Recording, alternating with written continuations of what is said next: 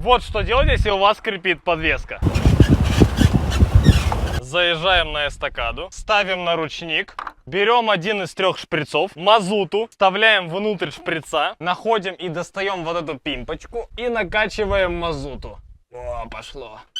Вот здесь. Теперь с этой стороны. Опа. Во, уже пимпочка на кардане. Давай. Вот, да, вот с той стороны. Вытираем руки, снимаем ручник, съезжаем с эстакады и проверяем.